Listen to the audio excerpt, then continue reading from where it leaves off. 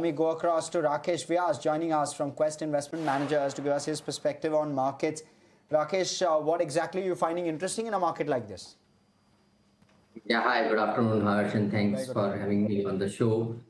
So, of course, across the board, if you see, we are already seeing some attractive opportunities coming through either in the banking or financial sector or on the cap goods side, consumer discretionary as a space. Of course, next 3 odd months would be slightly challenging in general for the macro, as we are all aware, because of the energy crisis that we are seeing, especially in terms of pricing, etc.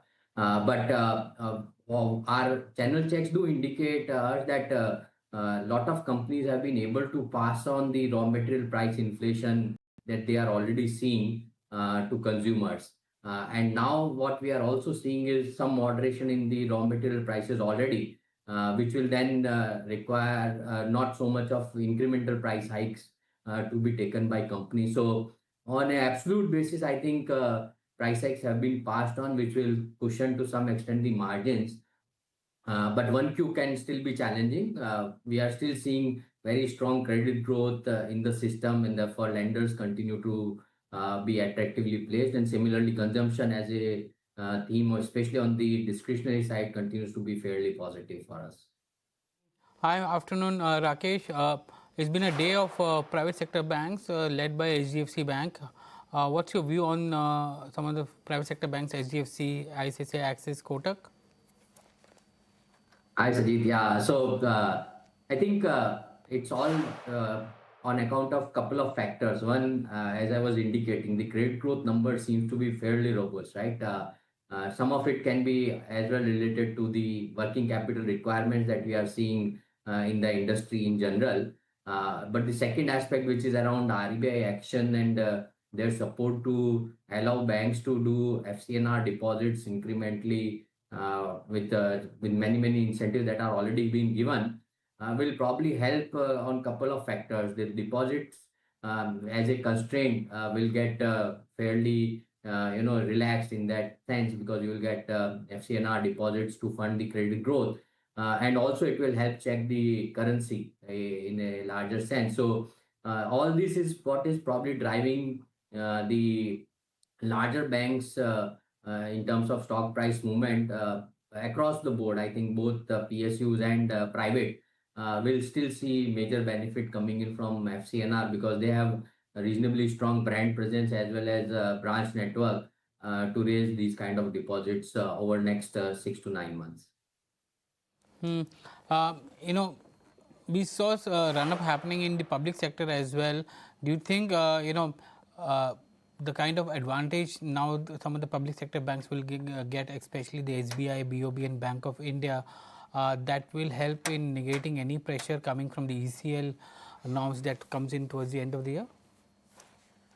So Sajid, ACL norms, if you see, I think most of the large banks and I think even the PSU banks are very well placed to, switch over to the new ECL norms, to be honest. I mean, they have adequate provision coverage ratio.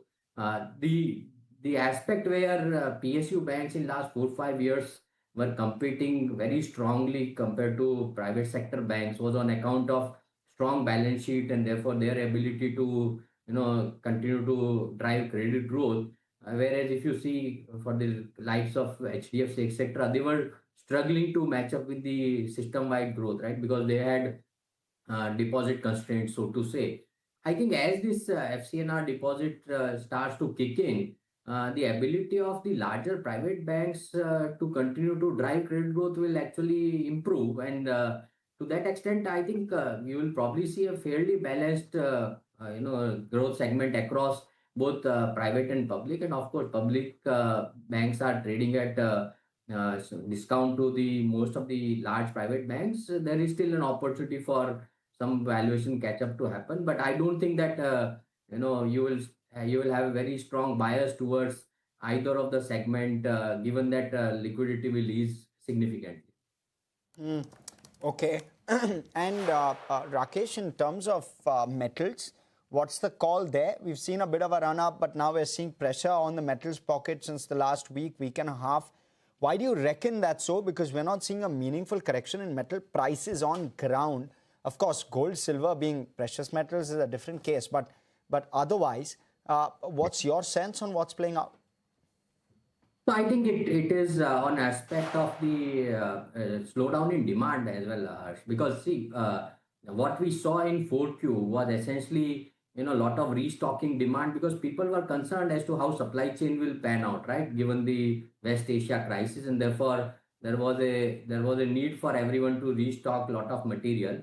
But now that prices have gone up, people don't want to increase their stock levels or inventory, or probably will just move to just in time, because as and when there is a resolution, could there be a reasonable decline in the prices, because then things would settle down at normal level, right? And therefore you don't want to get stuck with high price inventory, and that is the reason why we are seeing some weakness in demand. And also this is a period where monsoon etc is kicking in, and construction activity will probably also slow down, and all of this is what is leading to some moderation in the stock prices. Primarily I think is led by demand, and also the fact that there is concern that as demand slows down will and normalcy comes back, will there be a moderation in the price of metal as well. Rakesh, how do you look at the consumption pack in this whole thing? Do you think that the second order impact of energy will have a significant dent on margins of the consumer companies, and also on the discretionary spends which will come in? Sure, sir. So I think you are right. I mean, the raw material price inflation has been reasonably sharp, but what we have also been able to see is a concerted effort by companies to pass on this, hikes in general. And so far, our indications are that demand still remains fairly okay. We have not seen any major deterioration in the consumer discretionary demand aspect as of yet. And I think it is all because of the efforts that RBI and government took in last maybe 15, 16 months, starting from the previous budget to GST cuts, etc. And credit growth that we are seeing is fairly strong, is also driving the consumption behavior on the retail side as well.